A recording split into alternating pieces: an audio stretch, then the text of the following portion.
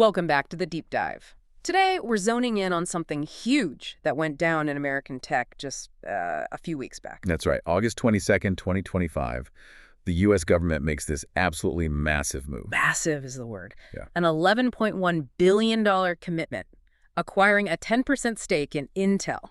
You know, the chip giant. Yeah, Intel, Silicon Valley legend. And this isn't just some line item on a budget. It feels much bigger. Totally. It's strategic, it's maybe a lifeline for them, and it's definitely saying something about where the country sees its tech future heading. And when we started digging into this, I mean, the number itself, $11.1 billion, just jumps out at you. Right. But the real story, the one we want to unpack today, is the why behind it.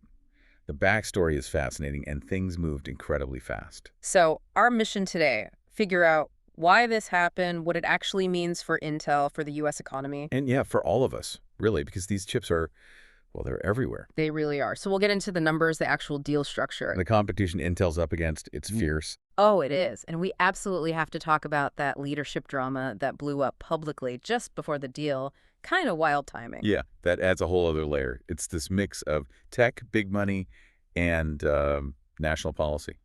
Should be interesting. All right, let's dive in. First things first, the deal itself, the $11.1 billion. Okay, so what we found is that it wasn't entirely like fresh cash hitting Intel's bank account. Right. It was structured more as a conversion. Exactly. A conversion of funds and pledges that were already sort of in the pipeline. Oh. And that translated into, get this, 433.3 million shares of stock. Wow, that's a chunk. And specifically non-voting stock, which seems important. Hugely important. We'll circle back to that. But the pricing first, this is where it gets interesting too. Yeah, what was the deal there? The government got the shares at $20.47 of the inch. Sure.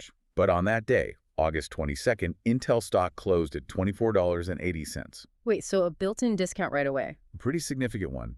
Do the math, it's like an instant paper gain for the government of, what, $1.9 billion. Okay, that's not insignificant.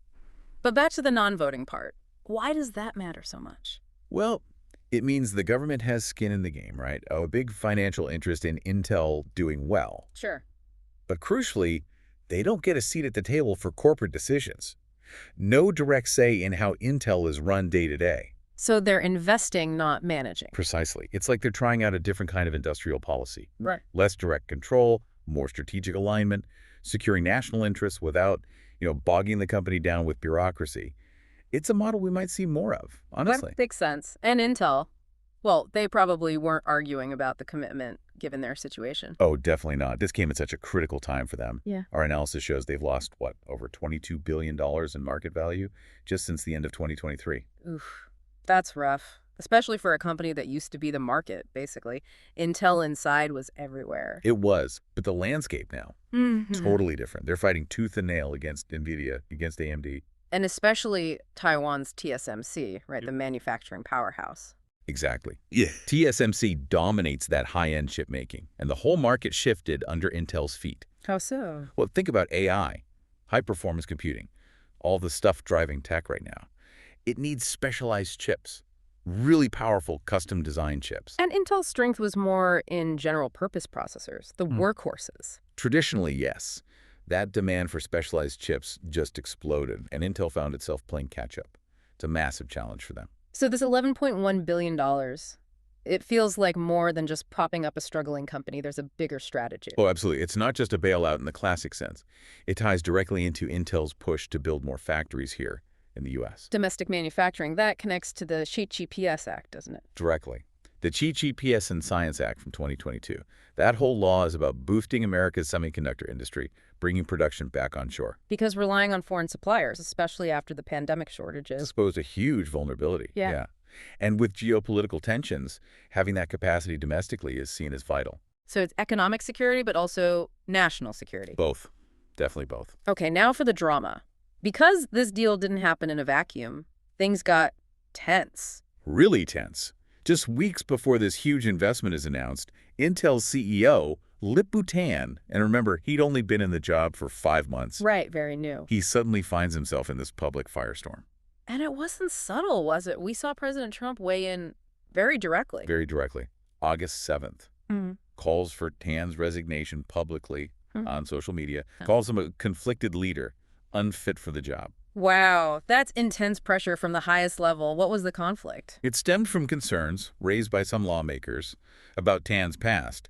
Before Intel, he was a venture capitalist, Okay. and he'd made investments in some Chinese tech companies over the years, given Intel's critical role, especially in defense chips. That raised red flags about national security risks, potential conflicts of interest. That was the fear, yeah.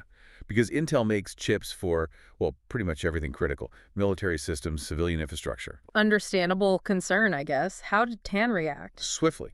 He's got a long history in tech, born in Malaysia, but based here for ages. He put out a public letter to employees, really affirming his commitment to the U.S. Okay. And then, crucially, he went to the White House, met with President Trump directly.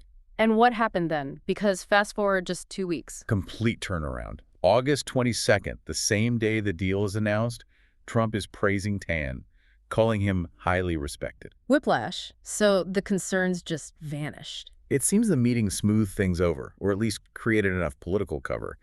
The timing suggests the praise was almost necessary to validate the government pouring billions into a company led by Tan. A game changer? Tan called the investment. It certainly changed the narrative quickly. It really did. A very rapid, very high-stakes political resolution paved the way for the money to flow. It helps to step back and remember why Intel matters so much, why the government would even consider this. Absolutely. This isn't just some random company.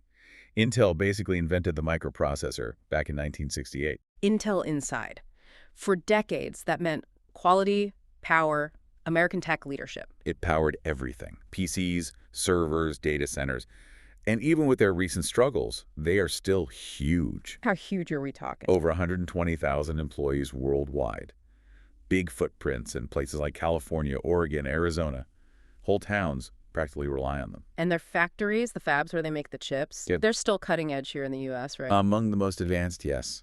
Driving a lot of R&D, which benefits everyone. And critically, as we touched on, their chips go into healthcare systems, defense technology. Making them fundamentally important for national security, you can't easily replace what they provide for sensitive applications. Which loops back perfectly to the CPS Act, that 2022 law pushing for more U.S. production. Exactly. Over $50 billion allocated to bring chip manufacturing home.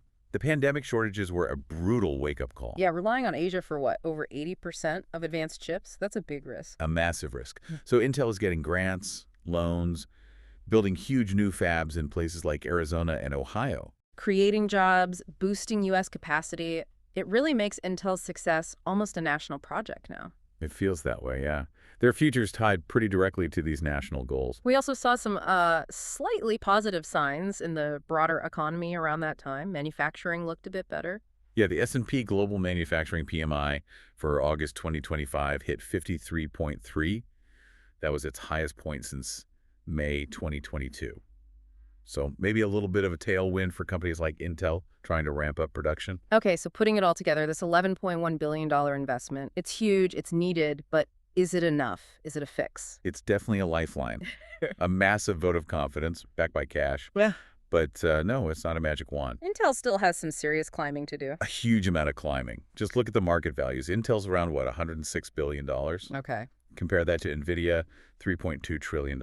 Wow. Okay, that gap, it says a lot. It tells the story, right? The scale of the challenge is immense. So how are they tackling it? What's the strategy beyond just taking the money? It looks like a multi-pronged approach. First, manufacturing.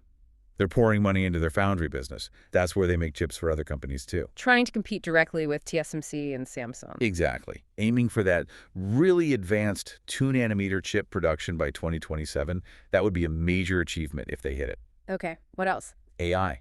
They have to be in AI. NVIDIA dominates that space with specialized processors. Right. So Intel's pushing its own AI chips, like their Gaudi series, trying to carve out a piece of that massive growing market. It's a direct challenge. And financially, those losses since 2023 can't be ignored. No, definitely not. So cost discipline is key. We've already seen them announce layoffs, cost-cutting initiatives. Painful, but probably necessary for the turnaround plan. And the last piece seems to be navigating the global stage, geopolitics. Yeah, the whole semiconductor world is tangled up in global politics. U.S.-China tensions, supply chain security. So the government investment helps insulate them a bit by focusing on domestic production. That's the idea. Build resilience here. Reduce dependency on potentially volatile global supply chains. It's as much about stability as it is about technology. And this isn't just numbers on a spreadsheet. This affects a lot of people. Oh, absolutely. Think about those 120,000 Intel employees. It's got to be a mix of relief, hope, maybe some anxiety after the layoffs and uncertainty. Sure, new factories mean jobs, but the recent past was rocky. And the communities, too. Places like Chandler, Arizona, Hillsboro, Oregon. Intel is a huge employer, a huge part of the local economy. Their success or failure ripples out. What about the upside for, the average person? Is there a tangible benefit here? Potentially, yes. More high-paying manufacturing jobs in the U.S., maybe more stable prices for electronics if we're less reliant on imports. And the national security angle, feeling more secure knowing critical components are made here. That's a big part of the argument, definitely. But this whole situation, the government investing so heavily in one company, it raises bigger questions, doesn't it, about the government's role? It absolutely does. It sparks that debate. How involved should the government be in private industry? You hear the arguments for it, right? Semiconductors are critical, strategic. National security depends on them. We can't afford not to support a key player like Intel. That's the pro-intervention argument, yeah. Yeah. Given the global competition, maybe the free market alone isn't enough to guarantee security in such a vital sector. But then there are the critics. Right. Warning about the dangers of, picking winners, state intervention, potentially distorting the market, maybe leading to inefficiencies down the road. Like, is this fair to competitors? And what happens if Intel doesn't turn things around? Is it taxpayer money down the drain? Exactly. Taxpayers have a right to ask if that $11.1 billion is the best use of public funds, especially if the comeback doesn't materialize. It's a really tough balancing act. So wrapping this up, we've really unpacked a lot here. This $11.1 billion bet on Intel, it's got layers. It really does. Financial rescue, strategic industrial policy, high-stakes politics, global competition, it's all in there. And that big question remains. Is this the move that helps a tech giant reclaim its glory, or is it just too big a gamble in such a cutthroat industry? Intel definitely has the history, the infrastructure, and now significant government backing.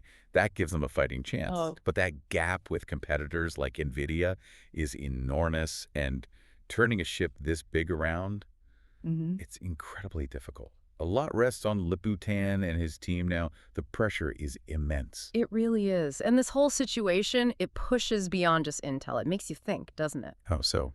Well, in this world where chips power literally everything from phones to defense systems, how far should a government go to ensure it controls its own technological destiny? What does that intervention mean for free market ideals? That's a multi-billion-dollar question, isn't it? Where do you draw the line between national interest and market principles?